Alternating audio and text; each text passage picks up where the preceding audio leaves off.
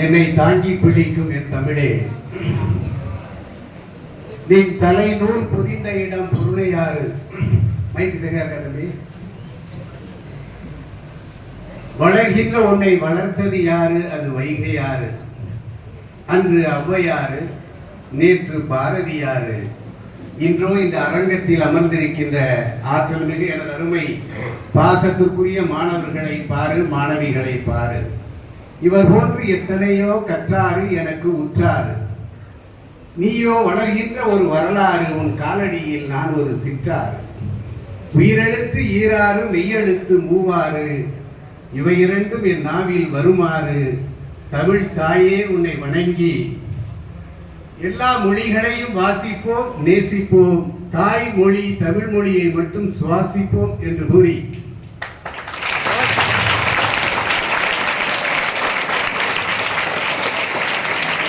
இந்த அருமையான வாய்ப்பை எனக்கு நல்கிய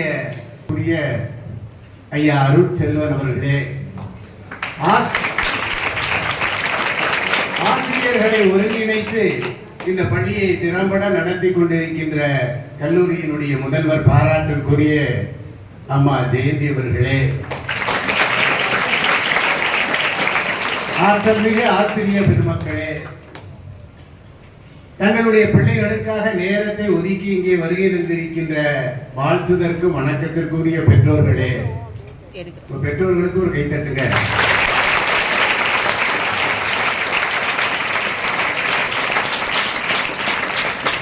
இந்த நாட்டினுடைய எதிர்காலத்தை நிர்ணயிக்கக்கூடிய ஆற்றலை உள்ளடக்கி அமைதியாக அமர்ந்திருக்கின்ற எனது அருமை பாசத்திற்குரிய மாணவ செல்வங்களே,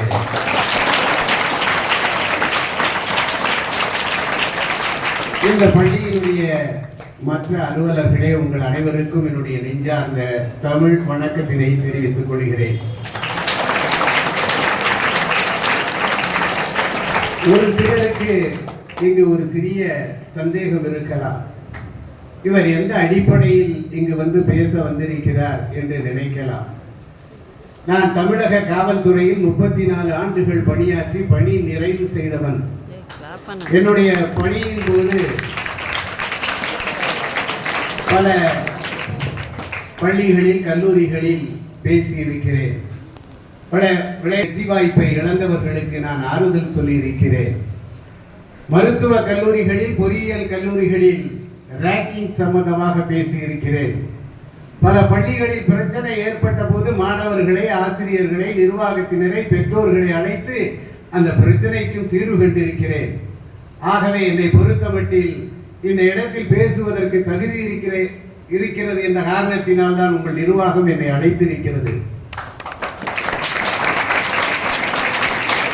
அது மட்டுமல்ல, நான் என்னுடைய வயது 70 எட்டிவிட்ட காரணத்தினால் உங்கள் குடும்பத்தில் உள்ள ஒரு மூத்த உறுப்பினர் என்கிற வகையில் நான் இங்கே பேச வந்திருக்கிறேன். I am retired but not tired என்கிற வகையில்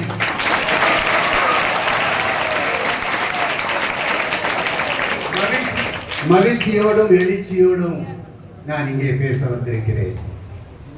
இன்றைய நிலையில் இளைஞர்கள், மாணவ செல்வங்கள் அறிவுரையை விரும்புவதில்லை. ஆனால் வாழும் உண்மைகள் அவர்கள் மத்தியிலே விதைக்கப்பட வேண்டும். அப்படி விதைக்கப்படவில்லை என்றால் இந்த சமுதாயம் அவர்களிடமிருந்து எதை எதிர்பார்க்கிறதோ அது இந்த சமுதாயத்திற்கு சென்றடையாது, அவர்களுக்கும் அது பயனடையாது. ஒவ்வொரு மனிதனுடைய வாழ்க்கையிலும் ஏதோ ஒரு நேரத்தில் ஒரு மாற்றம் ஏற்படுவதுண்டு. அந்த மாற்றம் ஒரு சொல்லினால் ஏற்படலாம், ஒரு சொற்றொடரினால் ஏற்படலாம், ஒரு புத்தகத்தால் ஏற்படலாம், ஒரு பயணத்தால் ஏற்படலாம், ஒரு போரினால் ஏற்படலாம், ஒரு சினிமாவால் ஏற்படலாம், ஒரு நாடகத்தால் ஏற்படலாம். இது போன்று ஏதோ ஒன்றினால் அந்த தாக்கம் ஏற்படும். காந்தி கூட ஒரு ரயில் பயணம் செய்கின்ற போது வாசித்த புத்தகம் கடையனுக்கும் கடை தேற்றம் என்ற அந்த புத்தகம் தான் அவருடைய வாழ்க்கையை மாற்றியதாக அவரே குறிப்பிடுகிறார். மனிதனாக இருந்த காந்தியை மகாத்மாவாக மாற்றியது அந்த புத்தகம். சில ஆண்டுகளுக்கு முன்பு மகாராஷ்டிரா மாநிலத்தில் பாஜி பகாரே என்கிற ஒரு விவசாயி அவர் தினமும் வீட்டிற்கு சோகமாக வெளியே போய்விட்டு வீட்டிற்கு வரும்போது சோகமாக வருகிறார். உங்களை போன்று பள்ளியிலே படித்துக் கொண்டிருந்த அவருடைய மகள் ஒரு நாள் அப்பாவிடம் கேட்கிறார், அப்பா, நான் பார்க்கிறேன் நீங்கள் தினமும் வரும்போது சோகமாக வருகிறீர்களே, என்ன காரணம் என்று கேட்கிறார். அவர் சொல்லுகிறார், அம்மா, மழை பெய்யவில்லை, வறட்சி ஆகிவிட்டது, அதனால் வறட்சி நிவாரணம் கொடுக்கிறார்கள், அதை வாங்குவதற்கு நான் சென்று வருகிறேன், ஆனால் இதுவரை கிடைக்கவில்லை என்று அவர் சொல்லுகிறார். மகள் கேட்கிறார், இது விரைவாக கிடைக்க வேண்டுமானால் யார் இதனுடைய பொறுப்பு, யார் நினைத்தால் அதை கொடுக்கலாம் என்று அவர் கேட்கிறார். அதற்கு அவருடைய தகப்பனார் சொல்லுகிறார், மாவட்ட ஆட்சியர் நினைத்தால், கலெக்டர் நினைத்தால் இதை விரைவாக கொடுக்கலாம் அப்படி என்று அவர் தந்தை கூறுகிறார். அவருக்கு ஒரு சந்தோஷம், தன்னுடைய மகள் தன்னுடைய முக வாட்டத்தை பார்த்து நம்மளை கேட்கிறார்கள் என்று நிவாரணம் கிடைத்தால் கூட அதைவிட மகிழ்ச்சி அவருக்கு. இது நடந்து 18 ஆண்டுகள் கழித்து அவருடைய மகள் ரோகிணி நம்முடைய மாநிலத்தில் சேலம் மாவட்டத்தில் கலெக்டராக பொறுப்பேற்ற பொழுது தன்னுடைய அப்பாவிற்கு தொலைபேசியிலே பேசுகிறார். அப்பா, நான் சேலத்து மாவட்ட ஆட்சியராக பொறுப்பேற்றுக் கொண்டேன் என்று சொல்லுகிறார். அதற்கு அவருடைய தந்தை சொல்லுகிறார், அம்மா, பொதுமக்களுடைய கோரிக்கைகளை கவனத்தில் வைத்துக்கொள் என்று அவர் சொன்னதாக இந்த அம்மா பேட்டியிலே குறிப்பிடுகிறார். தன்னுடைய அப்பாவினுடைய முக வாட்டத்தை பார்த்து அவருடைய வாழ்க்கையிலே ஒரு மாற்றம் ஏற்படுகிறது. அரசு பொறியியல் கல்லூரியிலே படித்த அவர் எந்த பயிற்சி மையத்திற்கும் செல்லாத அவர் தானே முயற்சி செய்து தன்னுடைய அப்பாவை போன்று பல விவசாயிகளுடைய முக வாட்டத்தை போக்க வேண்டும் என்கிற ஒரு எண்ணத்தில் அவர் IAS தேர்வு பெற்று இன்றைக்கு நம்மிடையே அவர் ஒரு எடுத்துக்காட்டாக வாழ்ந்து கொண்டிருக்கிறார். அவருடைய வாழ்க்கையை மாற்றியது அவருடைய அப்பாவின் முக வாட்டம். பாரதி, முண்டாசு புலவன் பாரதி ஒரு நிகழ்ச்சியிலே கலந்து கொள்கிறார். அப்பொழுது அந்த இடத்திற்கு விவேகானந்தருடைய சிசியை நிவேதிதா என்ற அம்மையார் பெண்மணி வருகிறார். பாரதியை பார்த்து கேட்கிறார், உங்கள் இல்லத்தரசியை இங்கே அழைத்து வரவில்லையா என்று கேட்கிறார். நாங்கள் இது போன்ற நிகழ்வுகளில் எங்களுடைய இல்லத்தில் இருக்கிற பெண்களை அழைத்து வருவதில்லை, அவர்களும் வருவதில்லை என்று பாரதி குறிப்பிடுகிறார். அப்பொழுது அந்த அம்மையார் சற்று கோபத்தோடு கேட்கிறார், உங்கள் வீட்டில் உள்ள பெண்களுக்கே நீங்கள் உரிமை கொடுக்காதபடி நிலையில் வெளியில் இருக்கிற பெண்களுக்கு நீங்கள் என்ன செய்திட முடியும் என்று கேட்ட கேள்விதான் பாரதியை அதிர்ச்சிக்குள்ளாக்கியது. அவருடைய பேனா முனையை திருப்பி எழுத ஆரம்பிக்க வைத்தது. இந்த வகையில் நான் இங்கே நின்று பேசுகிறேன் என்பதல்ல, என்னுடைய பேச்சில் ஏதோ ஒன்று உங்கள் மனதிலே நிற்குமானால், அதன் காரணத்தால் நீங்கள் ஒரு நிகழ்வை நிகழ்த்துவீர்களேயானால், அந்த நிகழ்ச்சியின் மூலமாக இந்த சமுதாயத்திற்கும் உங்களுக்கு மட்டுமல்ல இந்த சமுதாயத்திற்கே நன்மை கிடைக்குமானால், உள்ளபடியே இந்த மேடையை எனக்கு தந்த உங்கள் அத்துணை பேருக்கு என்னுடைய நன்றியை உங்கள் பாதங்களிலே காணிக்கையாக்குகிறேன்.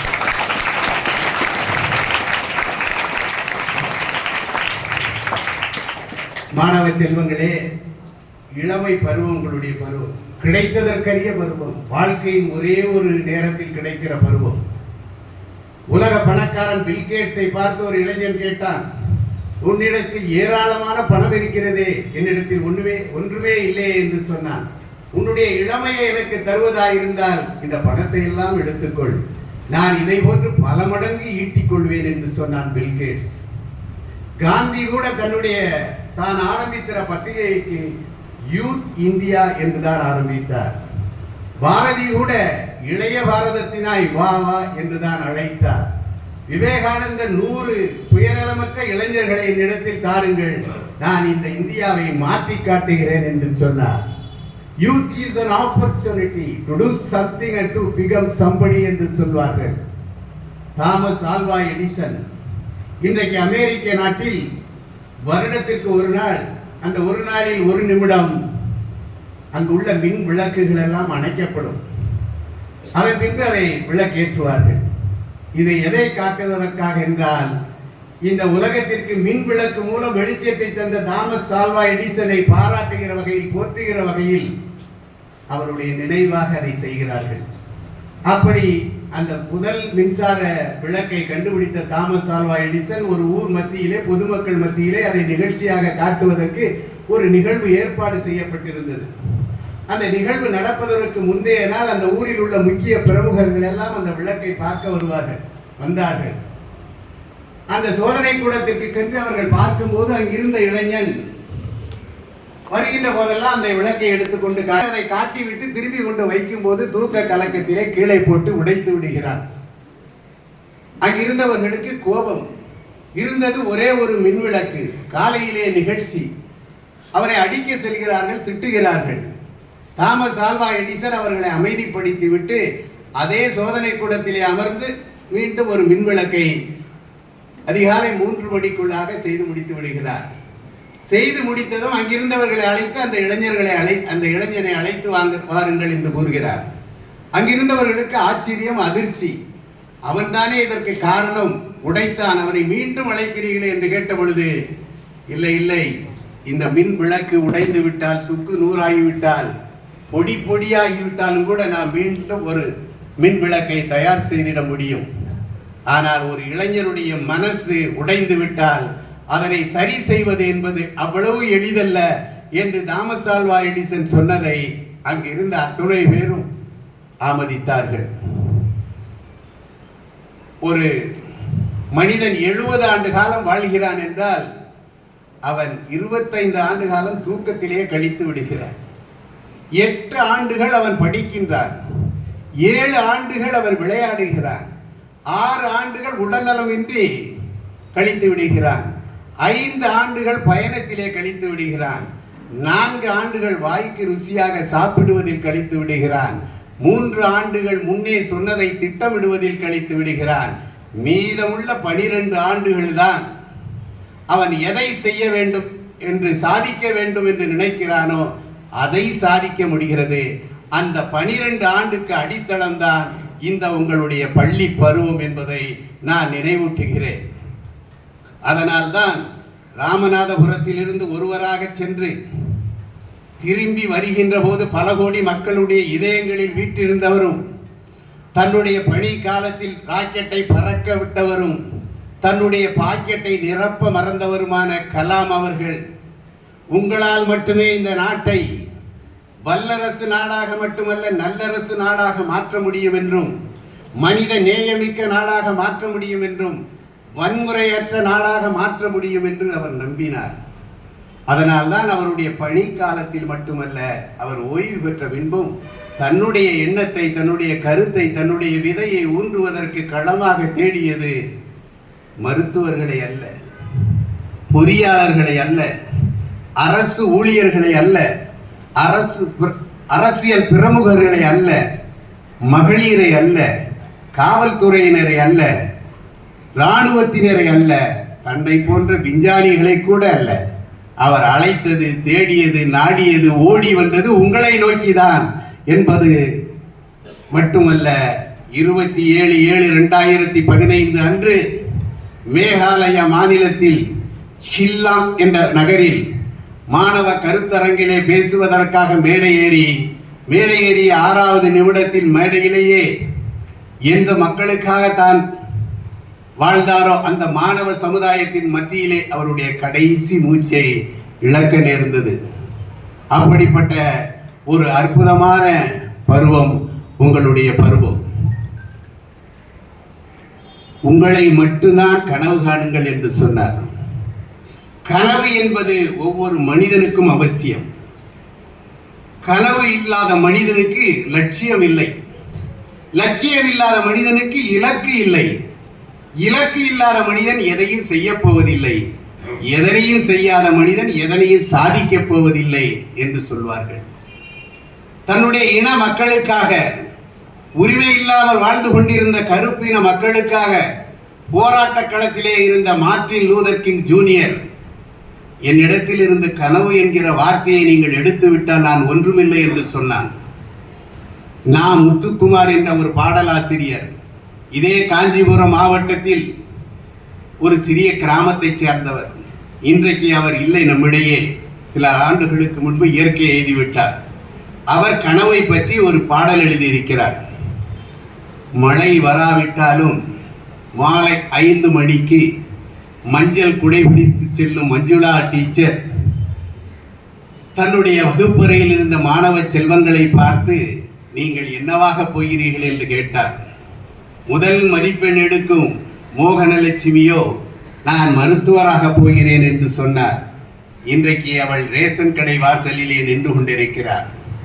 பைலட்டாகி பறக்க நினைத்த பார்த்திபன் தன்னுடைய வாழ்க்கையை அவசரமாக முடித்து தற்கொலையிலே முடித்துக் கொண்டான். பொறியாளராக ஆக வேண்டும் என்று நினைத்த நான் இன்றைக்கு சினிமாவுக்கு பாடல் எழுதி கொண்டிருக்கிறேன். தன்னுடைய அப்பாவின் வியாபாரத்தை பார்க்க போகிறேன் என்று சொன்ன சார்லஸ் இன்றைக்கு கலிபோர்னியாவில் விஞ்ஞானியாக இருக்கிறான். நான் ஆசிரியராக போகிறேன் என்று சொன்ன குண்டு சுரேஷ் மட்டும் இன்றைக்கு அதே பள்ளியிலே ஆசிரியராக இருக்கிறான். நான் அவனை பார்த்து கேட்டேன், குண்டு சுரேஷ் நீ எப்படி இருக்கிறாய் என்று கேட்டேன். அதற்கு அவர் சொன்னார், நான் நன்றாக இருக்கிறேன், ஆனால் நான் இப்பொழுது யாரையும் பார்த்து நீ என்னவாக போகிறாய் என்று நான் கேட்பதில்லை என்று சொன்னாராம். இதில் கனவு என்பதை பற்றி நாசுக்காக குறிப்பிடுகிறார் அந்த ஆசிரியர். நம்முடைய கனவு பெரிதாக இருக்கலாம், ஆனால் அதனை சென்றடைகிற வகையில், அதனை எட்டுகிற வகையில், சிகரத்தை தொடுகிற வகையில் உங்களுடைய பயிற்சி முயற்சி தொடர்ச்சியாக இருக்க வேண்டும் என்பதை மிக எளிதாக அதை எடுத்துரைக்கிறார். மாணவ செல்வங்களே, உனக்கு நம்பிக்கை இருக்குமானால் உன்னுடைய தோள்கள் கூட இமயத்தை சுமக்கும். நீ தன்னம்பிக்கையை இழந்து விட்டால் உன் கைகள் கூட கனக்கும் என்று சொல்வார்கள். நீ முடங்கி கிடந்தால் சிலந்தி கூட உன்னை சிறைபிடிக்கும். நீ எழுந்து நட எரிமலையும் வழி கொடுக்கும் என்று சொல்வார்கள். சிறு குருவிகள் கூட கூடுகள் கட்டும், சிறு விதைகள் கூட தரையை முட்டும். நீ இடிந்து விழுந்தால் தரைதான் தட்டும், நீ எழுந்து நட வானமே எட்டும் என்பார்கள். சிறகை விரிக்க நினைப்பவர்களே பறக்க முடியும், பறக்க முடிந்தவர்களே சிறக்க முடியும். அப்படி சிறந்தவர்கள் சில பேர். பளிங்கர் சர்மான்னு ஒரு தொழில்நுட்ப நிறுவனத்தில் பணியாற்றுகிற, ஐடி கம்பெனியில் பணியாற்றுகிற ஒரு ஊழியர், ஆந்திராவை சார்ந்தவர். பெங்களூர் மாநகரில் பணியாற்றி கொண்டிருக்கிறார். உகாதி பண்டிகைக்காக ஊருக்கு செல்வதற்கு பேருந்து நிலையத்திற்கு செல்கிறார். ஆனால் அவருக்கு பயணச்சீட்டு கிடைக்கவில்லை. மீண்டும் தன்னுடைய அறைக்கு திரும்பி வந்து அமர்ந்து யோசிக்கிறார். நம்மை போன்று பல பேருக்கு பயணச்சீட்டு கிடைக்கவில்லை, ஆனால் பல பேருந்துகளில் இருக்கைகள் காலியாக இருக்கின்றன. இந்த காலியான இருக்கையையும் பயணச்சீட்டு கிடைக்காதவர்களையும் இணைத்தால் என்னவாகும் என்று யோசிக்கிறார். அந்த யோசனையின் முடிவு என்ன தெரியுமா? redbus.com என்கிற வலைதளம். இன்றைக்கு இந்தியாவில் ரயில்வேக்கு அடுத்து மக்களால் அதிகமாக பயணச்சீட்டுக்கு பதிவு செய்யப்படுகிற ஒரு வலைதளம். இன்றைக்கு அதனுடைய உரிமையாளர், redbus.com உரிமையாளர் அந்த பளிங்கர் சர்மாவிடம் 980 கோடி ரூபாயை கொடுத்து அந்த வலைதளத்தை வாங்கி இருக்கிறார். அது மட்டுமல்ல, அந்த வலைதளத்தை நிர்வகிக்கிற பொறுப்பையும் CEO அந்த பொறுப்பையும் அவரிடம் ஒப்படைக்கிறார். தன்னுடைய வாழ்க்கையில் ஒரு சிறிய ஏமாற்றம், அந்த ஏமாற்றத்தை வாய்ப்பாக தன்னுடைய வசந்தமாக மாற்றி ஏற்றமாக மாற்றியவன் பளிங்கர் சர்மா. யாங்கோம் என்கிற ஒரு சிறுவன் அவனுடைய அம்மாவுடன் உக்ரைன் நாட்டில் இருந்து அமெரிக்காவிற்கு செல்கிறார்.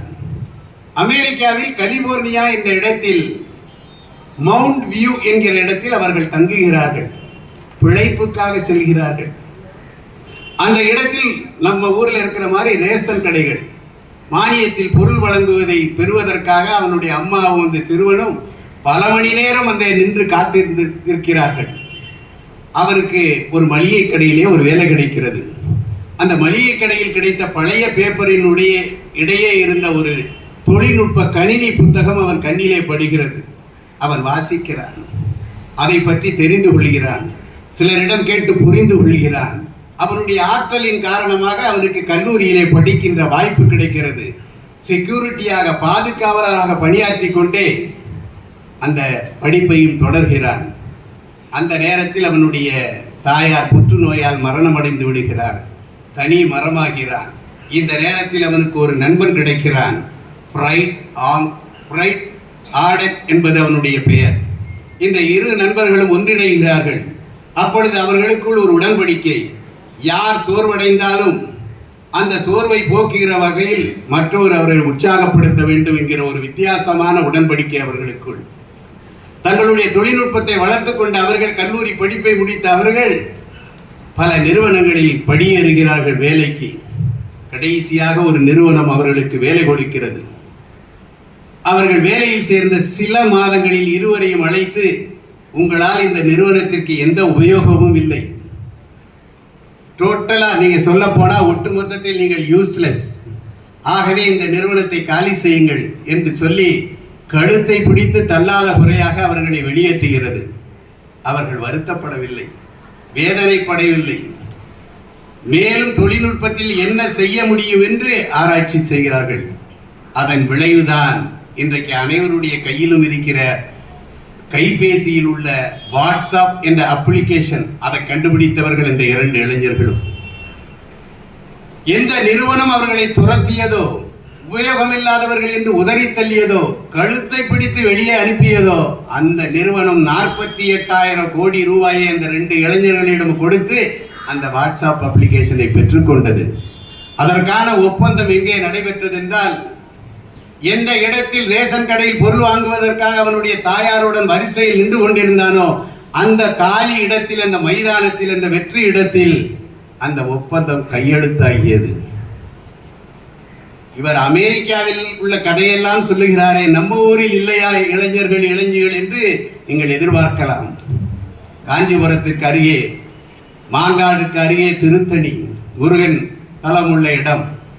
அங்கே ஒரு தம்பதியினருக்கு முதலாக பெண் பிறக்கிறாள், இரண்டாவதும் மகளாகவே பிறக்கிறாள், மூன்றாவது மகன் பிறப்பான் என்று அவர்கள் எதிர்பார்க்கிறார்கள். மூன்றாவதும் பெண் பிறக்கிறாள். இந்த குழந்தை நமக்கு வேண்டாம் என்று சொன்னால் நான்காவது குழந்தை ஆணாக பிறக்கும் என்று அவர்களுக்கு ஒரு நம்பிக்கை. அவளுக்கு வேண்டா என்று பெயரிடுகிறார்கள்.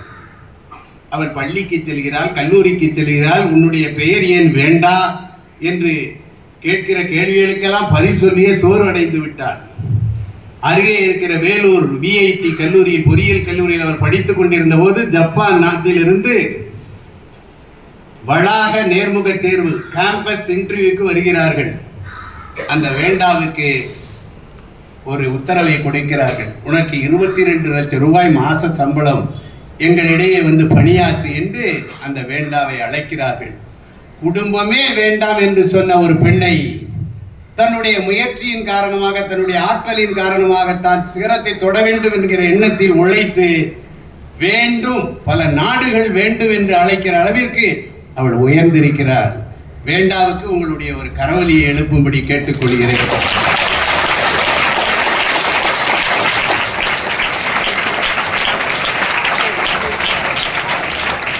இதை ஏன் நான் குறிப்பிடுகிறேன் என்றால், வாய்ப்பு என்பது சுறுசுறுப்பாக இருக்கிற இளைஞர்களை, இளைஞியை, மாணவ செல்வங்களைத்தான் தேடி செல்லும் என்பார்கள்.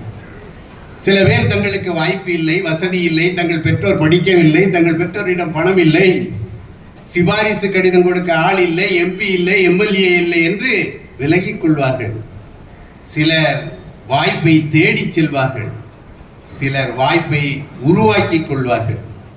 அப்படி உருவாக்கி கொண்டவர்கள் தான் இந்த நான் சொன்ன பளிங்கர் சர்மா, யாங்கோ, வேண்டா, இவர்கள் எல்லாம் தங்களுடைய வாய்ப்பை உருவாக்கி கொண்டவர்கள். நேரத்தை பற்றி சொல்ல வேண்டுமானால், கடந்த காலத்தை விலை கொடுத்து வாங்குகிற பணக்காரன் இதுவரைக்கும் உலகத்தில் பிறக்கவில்லை, இனியும் பிறக்கப் போவதில்லை. ஒரு மனிதன் அதிகாலையில் எழுகிறான் என்றால் அவனுடைய வாழ்க்கையின் வெற்றி படிக்கட்டில் ஒரு அடி எடுத்து வைக்கிறான் என்று பொருள். 3 மணிக்கு ஒரு பறவை கிரிச்சிடும், அது வேறு கரிச்சான் குருவி. 4 மணிக்கு குயிலினுடைய இசையை கேட்கலாம். 4:30 மணிக்கு சேவல் கூவுவதை கேட்கலாம். 5 மணிக்கு காகம் கரைவதை கேட்கலாம். இதோ கரைந்துகிட்டு இருக்க, இது எப்போ உங்களை உற்சாகப்படுத்திக்கிட்டே இருக்குது. 5:30 மணிக்கு கௌதாரி கத்துவதை கேட்கலாம். 6 மணிக்கு மீன் கொத்தி இறை தேடுவதை செல்வதை பார்க்கலாம். இது பறவைகளினுடைய காலை வசந்தம், பரவசம். அந்த வகையில் மனிதர்கள் 3 மணிக்கு எழுந்தால் முனிவன், 4 மணிக்கு எழுந்தால் ஞானி, 5 மணிக்கு எழுந்தால் அறிஞன், 6 மணிக்கு எழுந்தால் மனிதன், 7 மணிக்கு எழுந்தால் ஏதாவது விடை இருக்கா உங்ககிட்ட? ஏதாவது சொல்லுங்களேன். இவரு ஏதோ சொல்றாரு, நம்மளும் ஒன்று சொல்லி வைக்கலாம். ஒருத்தர் சொல்லிட்டாரு, கரெக்டா சொல்லிட்டாரு. மாணவர்கள் ஒருத்தர் 7 மணிக்கு எழுபவன் எருமை என்று சொல்கிறார்கள். நான் சொல்லவில்லை. உங்களுடைய முகங்களை பார்த்தால் பல பள்ளிக்கூடங்களுக்கு சென்றிருக்கிறேன். மாணவர்கள் முன்னாடி இருக்கிறவங்களாம் ரொம்ப உற்சாகமா இருப்பாங்க. பின்னாடி பார்த்தீங்கன்னா அவங்களுக்குள்ள பேசுவாங்க, அவங்களுக்குள்ள விளையாடுவாங்க. அந்த ஒரு மாற்றம் இங்கு இல்லை. அதனால் நீங்கள் எல்லாம் சேவல் கூற டயத்திலே எழுந்திருக்கக்கூடிய ஆற்றல் படைத்த மாணவ செல்வங்கள் என்பதில் உங்கள் முகமே உங்களை காட்டிக் கொடுக்கிறது.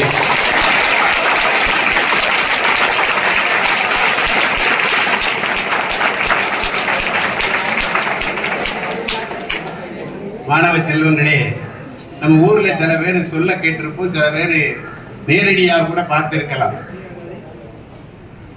ஒருத்தரை பார்த்து சொல்லுவாங்க, இவர் மந்திரியா இருந்தாரு, இவர் மந்திரியா இருக்கும்போது இவர் பின்னாடி ஒரு 10 கார்லாம் போகும், இவர் நடந்து வந்தார்னா இவரை சுற்றி 20 பேர் புடைசூழ வருவார்கள். இன்றைக்கு தேர்தலிலே தோற்றுவிட்டார், பதவி இல்லை, தனியாக ஒருவராக காரில் செல்கிறார் என்று சொல்வார்கள். இன்னொரு நபரை பார்த்து, இவர் பெரிய பணக்காரர், இவருக்கு தோப்பு துறவெல்லாம் இருந்தது, பல வீடுகள் இருந்தது, இவருடைய பிள்ளைகள் படிக்கவில்லை என்பதால் ஊதாரித்தனமாக செலவழித்து இன்றைக்கு ஓட்டையாண்டி ஆகிவிட்டார், சாப்பாடு கூட வழி இல்லாமல் சென்று கொண்டிருக்கிறார் என்று சொல்வார்கள். இன்னொரு அம்மாவை பார்த்து சொல்லுவாங்க, இவங்க ரொம்ப அழகா இருப்பாங்க, இவங்களுடைய கண்ணு கவர்ச்சியா இருக்கும், சுண்டி விட்டா அந்த ரத்த கலர்ல இருப்பாங்க, பல அழகி போட்டியிலே கலந்து கொண்டிருக்கிறார்கள், ஆனால் இன்றைக்கு வயதாகிவிட்டது, தோல் சுருங்கி விட்டது, கிழவியாகி விட்டார்கள் என்று சொல்வார். சொல்ல கேட்டிருக்கலாம். இன்னொருத்தரை பார்த்து சொல்வார், பெரிய பயில்வான், இவர் 10 பேரை ஒரே நேரத்தில் தாக்கக்கூடிய குத்துச்சண்டை வீரர், இன்றைக்கு சுகர் வந்துடுச்சு, உடல்நலம் குன்றி விட்டது, சைக்கிளை கூட தள்ளிட்டு போக முடியாம தள்ளிட்டு போயிட்டு இருக்காரு அப்படின்னு சொல்லுவாங்க. ஆனால் என்றைக்காவது இவர் எம்ஏ படிச்சிருந்தாரு, இன்னைக்கு பிஏவாக ஆயிட்டாரு, இவர் பிஇ படிச்சிருந்தாரு, இன்னைக்கு +2 ஆயிட்டாரு அப்படின்னு யாரையாவது சொல்ல முடியுமா? நிச்சயமாக சொல்ல முடியாது. ஒரு பெற்றோருக்கு 4 பிள்ளைகள் என்றால் 4 வீட பங்கு ஆளுக்கு ஒரு வீடாக எடுத்துக்கொள்ளலாம், 4 காரை ஆளுக்கு ஒரு காரை எடுத்துக்கொள்ளலாம், 4 நிறுவனத்தை ஆளுக்கு ஒரு நிறுவனம் எடுத்துக்கொள்ளலாம். ஆனால் எங்க அப்பாவுடைய பிஏ சர்டிபிகேட் எனக்கு, எங்க அம்மா படித்த எம்காம் சான்று எனக்கு, அவங்க வாங்கின டாக்டரேட் சர்டிபிகேட் எனக்குன்னு யாராவது பங்கிட்டுக் கொள்வார்களா? நிச்சயமாக முடியாது. பணம் போகலாம், பதவி போகலாம், அழகு போகலாம், ஆரோக்கியம் போகலாம், ஆனால் கல்வி மட்டும் நிரந்தரம். ஏனென்றால் அதை நாம் தான் பெற்றாக வேண்டும். சில வருடங்களுக்கு முன்பு சென்னை மாநகரில் காக்கா ரொம்ப தொந்தரவு கொடுக்கல, சரி, அதையும் மீறி நீங்க கேட்குறீங்கன்னா எனக்கு ரொம்ப மகிழ்ச்சி. சில ஆண்டுகளுக்கு முன்பு உங்களை மாதிரி பள்ளி மாணவ மாணவியர்களுக்காக ஒரு கட்டுரை போட்டி சென்னையிலே நடத்தினார்கள். அந்த போட்டிக்காக அந்த அரங்கத்தில் உட்கார்ந்த பிறகுதான், இதை மாதிரி உட்கார்ந்த பிறகுதான் தலைப்பையே கொடுத்தாங்க. அந்த தலைப்பு என்னவென்றால், நீ விரும்பும் பெண். அதுக்கு 2 நிபந்தனை. அந்த பெண்மணி சினிமாவை சார்ந்தவராக இருக்கக்கூடாது, அரசியலை சார்ந்தவராக இருக்கக்கூடாது. இதுதான் தலைப்பு. மாணவ மாணவிகள் உங்களை மாதிரி யோசிச்சாங்க. ஒரு 5 நிமிஷம் 10 நிமிஷம் யோசிச்சுட்டு எல்லாரும் கட்டுரை எழுதி கொடுத்துட்டு போயிட்டாங்க. கலந்து கொண்ட அத்துணை பேருக்கும் பரிசு. கிட்டத்தட்ட 95 பேர் கலந்துக்கிட்டாங்க. 10 பேருக்கு சிறப்பு பரிசு, முதல் பரிசு பண முடிப்போடு கூடிய பரிசு.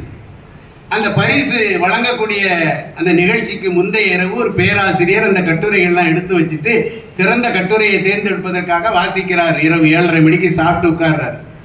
அவர் என்ன நினைச்சார், மாணவ செல்வங்கள் என்ன எழுதியிருக்க போறாங்க, அரை மணி நேரத்தில் முடிச்சுட்டு தூங்கிடலாம் அப்படின்னு அவர் படிக்க ஆரம்பித்தார். சிறந்த கட்டுரையை கண்டுபிடிப்பதற்கு இரவு 3 மணி ஆகிவிட்டது. அவர் சொல்லுகிறார், அந்த கட்டுரையை வாசித்த பொழுது என்னுடைய கண்களில் இருந்து கண்ணீர் திவற அந்த காகிதத்தில் விழுந்து சிதறியது என்று குறிப்பிடுகிறார். அப்படி அந்த பெண்மணி என்னதான் எழுதியிருந்தால் அந்த மாணவி என்றால், நான் சென்னையில் குடிசைகள் நிறைந்த ஓட்டேரி பகுதியிலே குடியிருக்கிறேன். என்னுடைய அம்மா எப்பொழுது எழுந்திருப்பார்கள் என்று எனக்கு தெரியாது. நான் 5 மணிக்கு எழுந்து என் குடிசைக்கு பின்புறம் உள்ள அந்த இருட்டில் திறந்த வெளியில் வெளிச்சம் வருவதற்கு முன்பாக குளித்துவிட்டு எனக்கு இருக்கிற 2 சீருடையில் ஒன்றை உடுத்தி கொண்டு என்னுடைய வீட்டிற்கு முன்புறம் உள்ள முற்றத்தை பெருக்கி கோலமிட்டு விட்டு அந்த இடத்தில் உட்கார்ந்து படிக்க ஆரம்பிப்பேன். என்னுடைய அம்மா என்னுடைய குடிசைகளுக்கு பக்கத்தில் உள்ள 3 கடைகளுக்கு முறவாசல் செய்துவிட்டு அதன் அருகே உள்ள ஒரு அடுக்குமாடி குடியிருப்பில் 2 வீடுகளுக்கு 10 பாத்திரங்களை தேய்த்து விட்டு அவர்கள் வீட்டு துணிகளை எல்லாம் துவைத்து காய போட்டு விட்டு என்னுடைய அம்மாவிற்கு கொடுக்கிற 2 இட்லி அல்லது 3 தோசையை எடுத்துக்கொண்டு நான் காத்திருப்பேனோ, எனக்கு பசி எடுக்குமோ, எனக்கு பள்ளிக்கு நேரமாகிவிட்டதோ என்ற எண்ணத்தில் நடக்கவும் முடியாமல் ஓடவும் முடியாமல் அந்த கனத்த உடம்பை தூக்கி கொண்டு நடந்து வருவார்கள் என்று அந்த பெண்மணி எழுதியிருந்தாராம். இன்னும் கூட சில பிள்ளைகள் தாயை பற்றி எழுதவில்லை. ஏனென்றால் அந்த குழந்தைகளுக்கு அம்மா இல்லாத ஒரு நிலைமை. இதை ஏன் குறிப்பிடுகிறேன் என்றால், பணக்காரர்களுடைய வீடுகளிலே பிறக்கிற குழந்தைகளுடைய கால்களை சுமப்பதற்கு பல தோள்கள் காத்திருக்கின்றன. ஆனால் நம்மை போன்ற அடித்தட்டு நடுத்தர மக்கள் குடும்பங்களிலே பிறக்கிற குழந்தைகளினுடைய தோள்களுக்கு பல சுமைகள் காத்திருக்கின்றன. அந்த சுமைகளை நீங்கள் சுமக்க வேண்டுமானால் நீங்கள் கற்றாக வேண்டும். இல்லாவிடில் உங்களுக்கு எதிர்காலமே இல்லை என்கிற ஒரு நிலையில் அந்த சுமைகள் உங்களை அழுத்திவிடும் என்று நான் இங்கே பதிவு செய்வதற்கு காரணம், உங்களுடைய கல்வியிலே உங்களுடைய ஆர்வம் மேலும் தொடர வேண்டும் என்கிற எண்ணத்தில் இங்கு இருக்கிற பிள்ளைகள் அனைத்தும் நடுத்தர அடித்தட்டு வர்க்கத்தை சார்ந்த குடும்பத்தை சார்ந்தவர்கள் என்பதை நான் அறிவேன் என்கிற காரணத்தினால் இந்த கருத்தை நான் உங்களிடையே பதிவிடுகிறேன். மாணவ செல்வங்களே, நாம் ஒருவர் சந்திக்கும் போது கேட்போம், நீங்க நல்லா இருக்கீங்களான்னு கேட்போம். அவர் நல்லா இருக்கிறாரு அப்படின்னு சொன்னா 2 பொருள். ஒன்று, அவர் ஆரோக்கியமா இருக்கணும். இன்னொன்று, கஷ்டம் இல்லாம கொஞ்சம் பணம் கஷ்டம் இல்லாம இருக்கிறார்னு பொருள். வளமான வாழ்விற்கு பணம் மட்டுமே பிரதானம் அல்ல. பணம் இருந்தால் வசதியாக வாழலாம், நல்ல மனசு இருந்தால் வசந்தமாக வாழலாம் என்று சொல்வார்கள். பொருட்கள் நிறைந்ததல்ல வாழ்க்கை, பொருள் நிறைந்ததே வாழ்க்கை என்று சொல்வார்கள். நீங்க ஒரு வார்த்தையை கேட்டிருப்பீங்க, உள்கட்டமைப்பு, இன்ஃப்ராஸ்ட்ரக்சர். இப்போ உங்க பள்ளியை எடுத்துக்கிட்டா நல்ல உறுதியான கட்டிடம், நல்ல பாதுகாப்பான மதில் சுவர், நல்ல காற்றோட்டமான வகுப்பறை, நல்ல இருக்கைகள், நல்ல ஆற்றல் மிகு ஆசிரியர்கள், விளையாடுவதற்கு மைதானம், வந்து போவதற்கு பேருந்து, இதெல்லாம் உள்கட்டமைப்பு. இதையும் தாண்டி இன்டர்னல் ஸ்ட்ரக்சர், அது இன்ஃப்ராஸ்ட்ரக்சர், இது இன்டர்னல் ஸ்ட்ரக்சர் என்கிற மனசு, உள் மனசு உங்களுக்கு நல்லா இருந்ததுன்னா அந்த மாணவனுக்கோ மாணவிக்கோ சுய கட்டுப்பாடு இருக்கும், சுய ஒழுக்கம் இருக்கும்.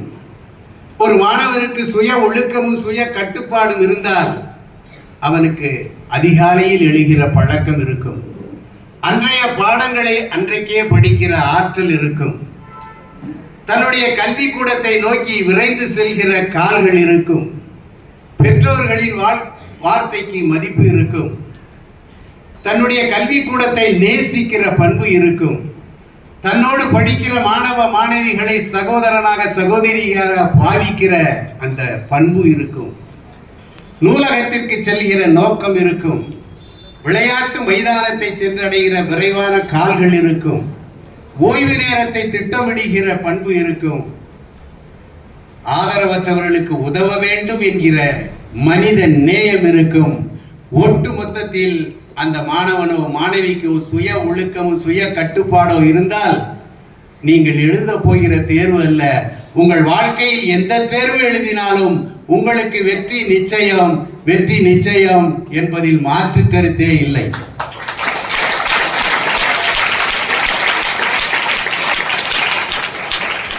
உங்கள் வெற்றி மீது எப்படி நம்பிக்கை உங்களுக்கு இருக்கும் என்றால், ஒரு இடத்துல ஒரு போட்டி நடந்துச்சு, கை தட்டும் போட்டி. அதிக நேரம் யார் கை தட்டுறாங்களோ அப்படிங்கிற ஒரு போட்டி. அந்த அரங்கத்தில் எல்லாரும் இதை மாதிரி வந்து அமர்ந்துட்டாங்க கை தட்டுறதுக்கு. போட்டி ஆரம்பமாச்சு. 1 மணி நேரத்தில் கைத்தட்டி ஓய்ந்தனர் பலர். 2 மணி நேரத்தில் கைத்தட்டி இதோடு எங்கள் முடிந்தது என்று நிறுத்தி கொண்டனர் பலர். 3 மணி நேரத்தில் நம்மால் முடிந்தது இவ்வளவுதான் என்று முடித்து கொண்டனர் பலர். 4.5 மணி நேரமாகி ஒரு இடத்தில் மட்டும் கைத்தட்டி கொண்டே இருந்தார்கள். அங்கு சுழன்று கொண்டிருந்த சுழல் விளக்கு அந்த இடத்திலே போய் நின்று, நீ வென்று விட்டீர்கள், மேடைக்கு வந்து பரிசினை பெற்றுக்கொள்ளுங்கள் என்று சொன்னார்கள். ஆனால் அந்த நேரத்தில் அரங்கமே அதிர்ந்தது. ஏனென்றால் பரிசு வாங்குவதற்கு ஒருவருக்கு பதில் 2 பேர்கள் எழுந்து நின்றார்கள். அதில் ஒருவருக்கு வலது கை இல்லை, மற்றவருக்கு இடது கை இல்லை. கையே இல்லாதவர்கள் கை தட்டும் போட்டியில் கலந்து கொள்வதே பரிசு. உனக்கு வலது கை இல்லை, எனக்கு இடது கை இல்லை, மற்ற 2 கைகளை வைத்து தட்டுவோம் என்று அவர்கள் போட்டியிலே கலந்து கொண்டார்கள். இதிலிருந்து என்ன தெரிகிறது என்றால், உன்னுடைய சிகரத்தை தொடுவதற்கு, நீ எண்ணிய எண்ணத்தை முடிப்பதற்கு, நீ தேர்வில் வெற்றி பெறுவதற்கு வலக்கையும் தேவையில்லை, இடக்கையும் தேவையில்லை, நம்பிக்கை மட்டுமே போதும் என்கிற எண்ணத்தில்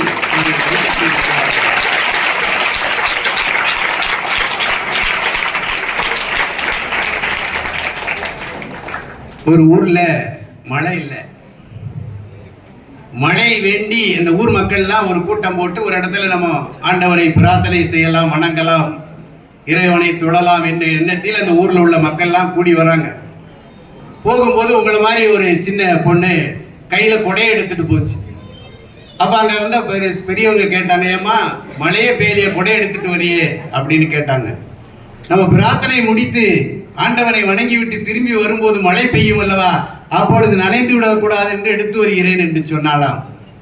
அப்படிப்பட்ட ஒரு நம்பிக்கை உங்களுக்கு இருக்கும்.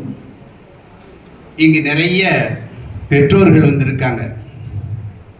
நான் அவர்களை வரவேற்கிறேன், வாழ்த்துகிறேன், பாராட்டுகிறேன். உங்களுடைய பிள்ளைகளுக்காக நேரத்தை ஒதுக்கி வந்திருக்கிறீர்கள். நீங்க இன்னும் சொல்ல போனா புண்ணியம் செஞ்சவங்கன்னு அர்த்தம். இதை நான் என்னுடைய காவல்துறையினுடைய அனுபவத்தில் சொல்லுகிறேன். நான் ஏற்கனவே சொன்னது போன்று, நான் சென்னையிலே 34 வருடமும் சென்னையிலே தான் பணியாற்றி இருக்கிறேன். பல பள்ளிகளுக்கு, கல்லூரிகளுக்கு சென்றிருக்கிறேன். ஆனால் ஒரு முறை கூட என் மகள் படித்த பள்ளிக்கோ கல்லூரிக்கோ நான் சென்றதில்லை. எனக்கு அந்த வாய்ப்பு கிடைக்கவில்லை. என்னுடைய பணி 24 மணி நேர பணி. ஒரு நாள் நான் ராயபுரத்தில் ஆய்வாளராக இருக்கும் பொழுது அதே பகுதியிலே என் மகள் படித்துக் கொண்டிருக்கிறார். என் இல்லத்தரசி தொலைபேசியிலே தொடர்பு கொண்டு, இன்றைக்கு ரிக்ஷாக்காரர் வரவில்லை, அவருக்கு உடல்நிலை சரியில்லையாம், பள்ளியில் முடிந்து விட்டது, எல்லா மாணவர்கள் போய்விட்டார்கள், நம்முடைய மகள் மட்டும் அங்கே இருக்கிறாள், அழைத்து வாருங்கள் என்று எனக்கு தகவல் சொல்கிறார்கள். நான் என்னுடைய டிரைவரை கூப்பிட்டுக்கிட்டு ஜீப் எடுத்துட்டு அந்த ஸ்கூலுக்கு போகிறேன், அந்த பள்ளிக்கு செல்கிறேன். என்னுடைய மகள் மட்டும் இருக்கிறார். அவளை ஏற்றி கொண்டு புறப்படுகிறேன். புறப்படுகிற நேரத்தில் கட்டுப்பாட்டு அறையிலிருந்து ஒரு தகவல், ஐயா, கிழக்கு மாதா கோவில் தெருவில் 2 பார்ட்டிகள் மோதிக்கொள்கிறார்கள், பயங்கரமான தகராறு நடந்துகிட்டு இருக்கு, உங்களை இம்மிடியேட்டா அந்த இடத்துக்கு போக சொல்றாங்க அப்படின்னு ஒரு தகவல். நான் என் குழந்தையும் வச்சுக்கிட்டு அந்த இடத்துக்கு போறேன். 2 தரப்பும் ஒருவரை ஒருவர் அடித்துக் கொள்கிறார்கள், ரத்த காயத்தோட நிற்காங்க. நான் இறங்கி அந்த சண்டையை சரி செய்து அதிலிருந்து ஒரு 4 பேரை தூக்கி வண்டிக்குள்ள ஏத்துறேன், ரத்த கரையோட. என்னுடைய மகள் அந்த வண்டிக்குள்ள இருந்துட்டு அதிர்ச்சியோட பார்க்குற, ஆச்சரியமா. அந்த நேரத்தில் ஒரு ஆட்டோ டிரைவர் என் காது பக்கமா வந்து, ஐயா, நான் பாப்பாவை வீட்டில் விட்டுறேன், நீங்க உங்க வேலையை பாருங்க அப்படின்னு சொல்லி என்னுடைய குழந்தையை அவர் தெரிந்த ஆட்டோக்காரர் என்பதால் உடன் அனுப்பி வைத்தேன். இதுதான் எனக்கு நடந்த சம்பவம். ஆனால் நீங்கள் உங்கள் நேரத்தை ஒதுக்கி உங்கள் பிள்ளைகளுக்காக இங்கே வந்திருக்கிறீர்கள். அந்த வாய்ப்பு உங்களுக்கு கிடைத்திருக்கிறது. உங்களுடைய வரவு இந்த பிள்ளைகளுக்கு மகிழ்ச்சி மட்டுமல்ல, எழுச்சி. அவர்களை உற்சாகமூட்டும், அவர்களை ஊக்கப்படுத்தும்.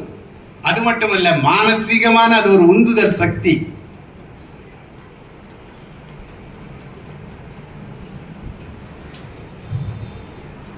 தண்ணி கொடு.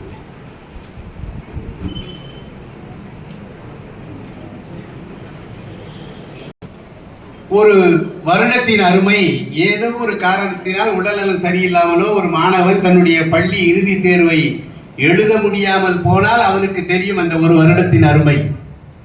ஒரு மாதத்தின் அருமை குறை பிரசவத்தில் குழந்தை பெற்ற தாய்க்கு தெரியும். ஒரு வாரத்தின் அருமை ஒரு வார பத்திரிகை நடத்துகிற ஆசிரியருக்கு தெரியும். ஒரு நாளின் அருமை ஒரு நாளைக்கு முன்பாக அல்லது பின்பாகவோ பணியில் சேர்ந்ததால் பதவி உயர்வை இழந்தவருக்கு தெரியும். ஒரு மணி நேரத்தின் அருமை அறுவை சிகிச்சை செய்கிற டாக்டருக்கு தெரியும். ஒரு நிமிடத்தின் அருமை ஒரு நிமிடத்தில் ரயிலை தவறவிட்ட பயணிக்கு தெரியும். ஆனால் ஒரு நொடியின் அருமை உசைன் போல்ட்டுக்கு தான் தெரியும் அப்படின்னு சொல்றாங்க. உசைன் போல்ட், எத்தனையோ கோடி மக்கள் உலகத்தில் இருக்காங்க, ஆனா உசைன் போல்ட்டுக்கு மட்டும்தான் ஒரு நொடியின் ஒரு அருமை தெரியும் என்று ஏன் சொல்கிறார்கள் என்றால், உலகத்திலேயே வேகமாக ஓடக்கூடிய வீரன். அவனுடைய ஓட்ட அழகினை வீரர்கள் மட்டுமல்ல, வீராங்கனைகள் மட்டுமல்ல, உலகமே வியந்து பார்க்கிறது. அவன் 3 ஒலிம்பிக்கில் 9 தங்கப் பதக்கங்களை வென்றவன்.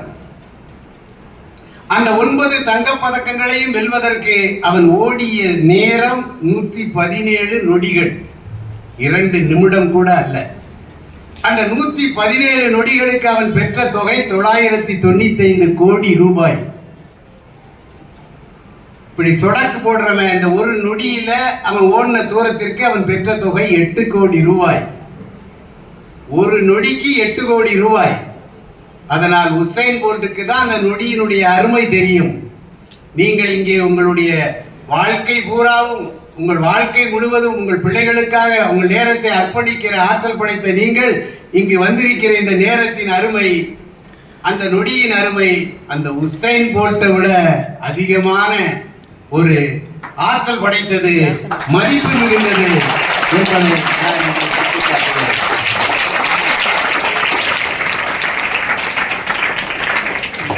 இதெல்லாம் உங்க பெற்றோர்களுக்காக பின்னாடி வந்திருக்காங்க. யாரோட அம்மா அப்பா வந்திருக்காங்கன்னு உங்களுக்கு தெரியாது, தெரிஞ்சிருக்கலாம், ஒரு கண்ணில் பார்த்துருப்பீங்க யார் வாழா அப்படின்ட்டு. அவங்களுக்காக நீங்கள் செலுத்திய இந்த கைத்தட்டு கரகோஷம், நீங்கள் வந்து நல்லா கைத்தட்டலாம். ஏன்னா கை தட்டும் போது தான் இந்த 2 கைக்கும் கையிலே உள்ள 18 கணுக்கள் வந்து அழுத்தப்படுகிறது. அந்த கணுக்கள் அழுத்தப்படுகின்ற போது சுரபிகள் நன்றாக சுரக்கும். சுரபிகள் நன்றாக சுரந்தால் உற்சாகமா இருப்போம். இந்த மாதிரி பேசும்போது கவனத்தோட கேட்க முடியும்.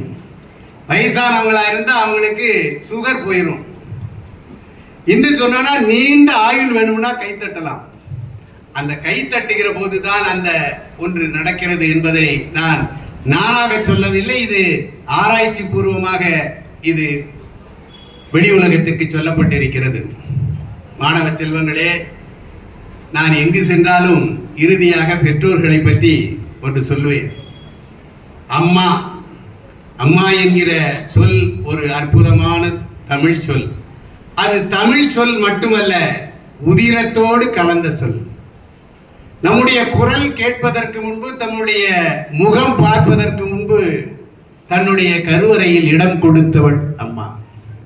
நாம் எத்தனை ஜென்மங்கள் உழைத்தாலும் நாம் இருந்த இடத்திற்கு வாடகை கொடுக்க முடியாது என்று சொன்னால் அது அம்மாவினுடைய கருவறை தான். என்னுடைய பிள்ளை அம்மா அம்மா என்று அழைக்க வேண்டும், அந்த மழலை சொல்லை கேட்க வேண்டும் என்பதற்காக அம்மா அம்மா என்று பிரசவ வேதனையில் துடிப்பவள் அம்மா. இந்த உலகத்திலே நாம் முதலாக பெறுகிற இரத்த தானம் அம்மாவினுடைய தாய்ப்பால். தன்னுடைய பிள்ளைக்கு பால் ஊட்டுகிற பொழுது கடித்து விட்டால் வலிக்கிறது என்று சொல்லாமல் என்னுடைய பிள்ளைக்கு பல் முளைத்து விட்டது என்று ஆனந்தப்படுபவள் அம்மா. நீ அம்மா பிள்ளைகளுடைய ஒவ்வொரு அழுகைக்கும் ஒவ்வொரு அசைவுக்கும் அர்த்தம் தெரிந்தவள் அம்மா.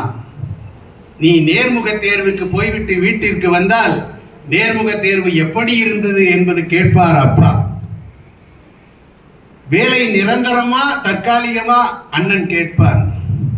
சம்பளம் எவ்வளவு என்று அக்காள் கேட்பாள். காலையிலே போனிய முகம் வாடி போயிருக்க, முதல்ல வா முகம் கழுவிட்டு சாப்பிடு, மற்றதெல்லாம் அப்புறம் பேசலாம் என்று சொல்பவள் தான் அம்மா.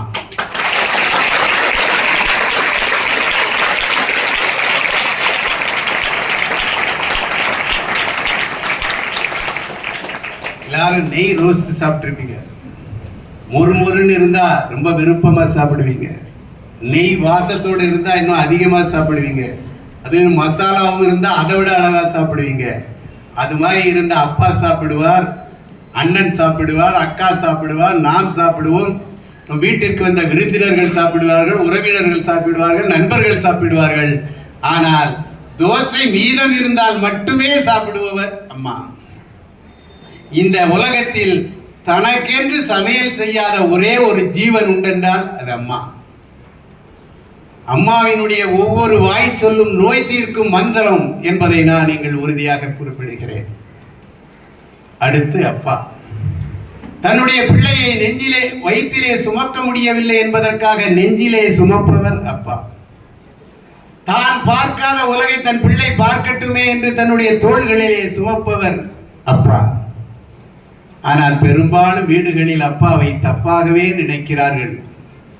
நான் சொல்லவில்லை. ஒருவர் 50 வயதான பிறகு, அவர் அப்பாவான பிறகு தன்னுடைய அப்பாவை நினைத்து சொல்கிறார், அப்பா, உங்களுடைய கரிசனம் எங்களுக்கு கண்டிப்பாக தெரிந்தது, உங்களுடைய கண்டிப்பு எங்களுக்கு வெறுப்பாக தெரிந்தது, நீங்கள் வாங்கி கொடுக்காதது எங்களுக்கு தவறாக தெரிந்தது, அப்படி நினைத்ததெல்லாம் தப்பப்பா. எங்களுடைய வீட்டின் சுவரில் ஆணியில தொங்குகிற அப்பாவினுடைய சட்டை பைதான் எங்களுடைய குடும்ப வங்கி.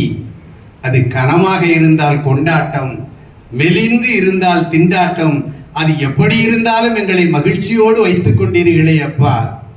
வீட்டின் உள்ளே கூட சுமையை இறக்காத சுமை தாங்கி நீங்கள் என்று அவர் குறிப்பிடுகிறார். வலிக்காத மாதிரி அடிச்சிட்டு தூங்க வைப்பாங்க அம்மா. வலிக்கிற மாதிரி அடிச்சிட்டு தூங்காமலே இருப்பவர் தான் அப்பா.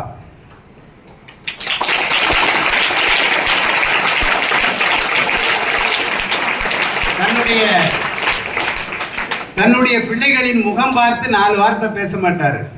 ஆனால் தன்னுடைய பிள்ளைகளை பற்றி மற்றவர்களிடம் பெருமையாக பேசுபவர் அப்பா.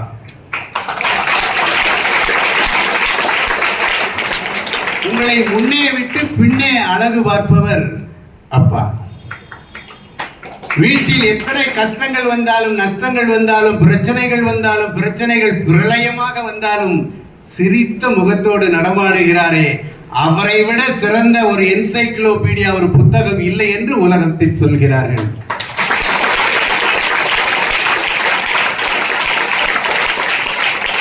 பெரும்பாலும் அப்பாவை புரிந்து கொள்ள இயலாது, முடியாது. அப்பாவை பற்றி புரிந்து கொள்கிற பொழுது அப்பா இருப்பதில்லை என்பதுதான் நிசர்த்தனமான உண்மை. இந்த பெற்றோர்கள் வானத்தின் கீழே உள்ள, ஆகாயத்திற்கு கீழே உள்ள அனைத்தையும் தெரிந்தவர்கள் என்று ஆசிரியர்களிடம் கொண்டு ஒப்படைக்கிறார்கள். தாயின் கருவறையிலே உருவாகிற குழந்தை ஆசிரியருடைய வகுப்பறையிலே வளர்கிறான். ஆசிரிய பணி அறப்பணி, அதற்கு நீ உன்னை அர்ப்பணி என்று சொல்வார்கள். ஆசிரியர்கள் ஒரு முதிர்ந்த மாணவர்கள். ஆசிரியர்கள் விழுதுகளை தாங்குகிற மரம் அல்ல, அந்த விழுதுகளையும் சேர்த்து தாங்குகிற வேர். அவர்கள் தங்களை வெளிக்காட்டிக் கொள்ள மாட்டார்கள். அரிஸ்டாட்டில், த கிரேட் அலெக்சாண்டர் பத்தி கேள்விப்பட்டிருப்பீங்க. அவரை பார்த்து ஒருத்த கேட்டான், உனக்கு மட்டும் இப்படி ஒரு ஆற்றல் எப்படி கிடைச்சது, தோல்வியே அடையாமல் வெற்றி அடைந்து கொண்டிருக்கிறாய் என்று கேட்டான். அப்பொழுது அவன் சொன்னான், நான் உருவாவதற்கு காரணம் என்னுடைய பெற்றோர், நான் இந்த உலகிற்கு வருவதற்கு காரணம் என்னுடைய பெற்றோர், இந்த உலகம் என் கையில் வருவதற்கு காரணம் என்னுடைய ஆசிரியர் அரிஸ்டாட்டில் என்று சொன்னான். இந்த கேட்டவன் அரிஸ்டாட்டில்கிட்ட போய் கேட்டான், இந்த மாதிரி கேட்டா ஒன்னே சொல்றானே அப்படின்னு.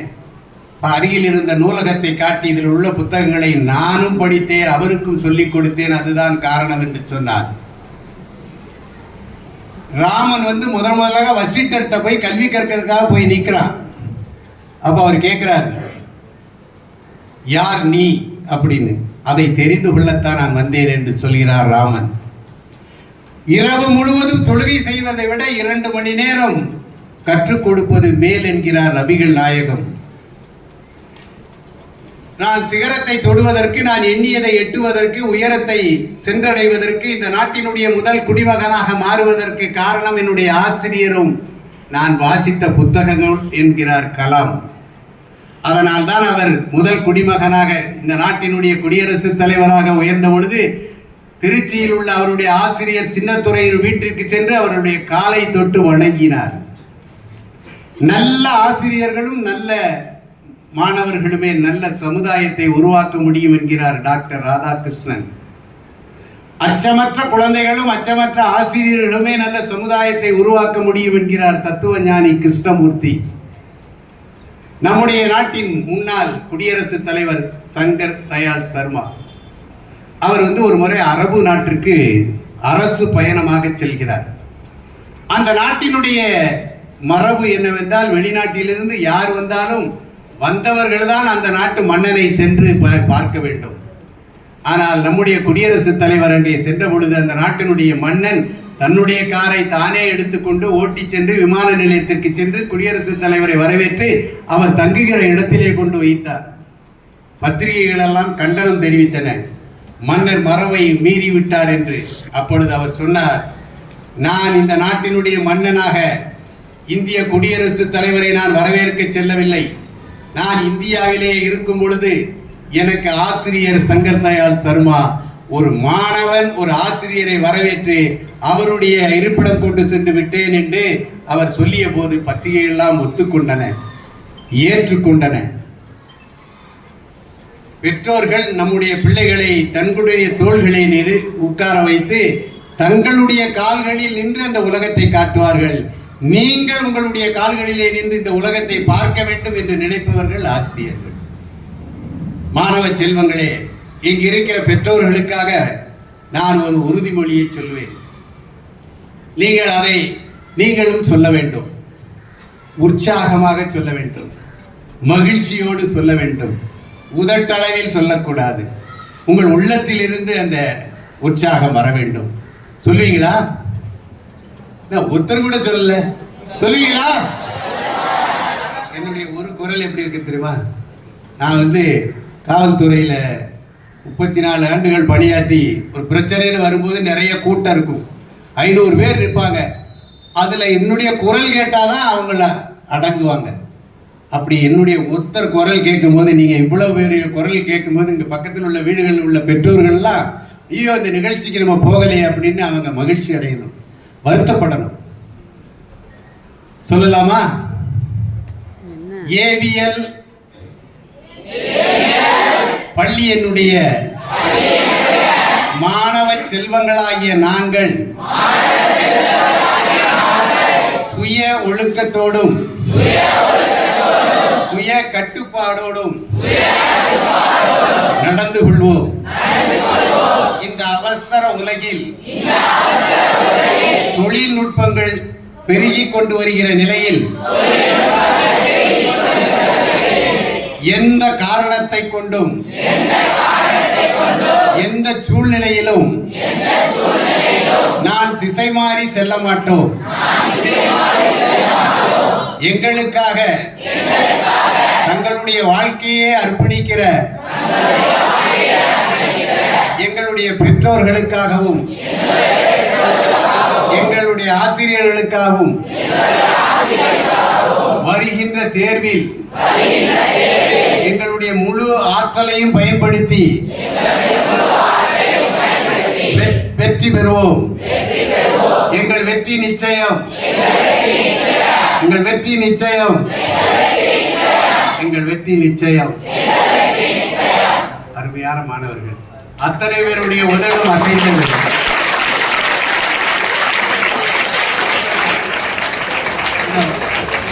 இரண்டு நிமிடத்தில் முடிச்சிருக்கேன். மாணவ செல்வங்களே, உலக வரலாறு என்கிற புத்தகத்தில் ஒவ்வொருவருக்கும் ஒரு பக்கம் ஒதுக்கப்பட்டிருக்கிறது. அந்த ஒரு பக்கத்தை இந்த உலகமே வாசிக்க செய்வது உங்கள் கையில் இருக்கிறது. நீங்கள் வரலாற்றை படிப்பவர்களாக மட்டுமல்ல, வரலாற்றை படைப்பவர்களாக மாற வேண்டும். மாறுவீர்கள். உங்கள் பள்ளியை பார்க்கும்போது எனக்கு ரொம்ப மகிழ்ச்சியாக இருக்கிறது. இது என்ன ஒரு சின்ன பள்ளிக்கூடமாக இருக்க நம்மளை அழைச்சிருக்கீங்கன்னு நான் வந்தேன். இது மிகப்பெரிய ஆற்றல் படைத்த மாணவர்களை உருவாக்கிற கல்விக்கூடம்.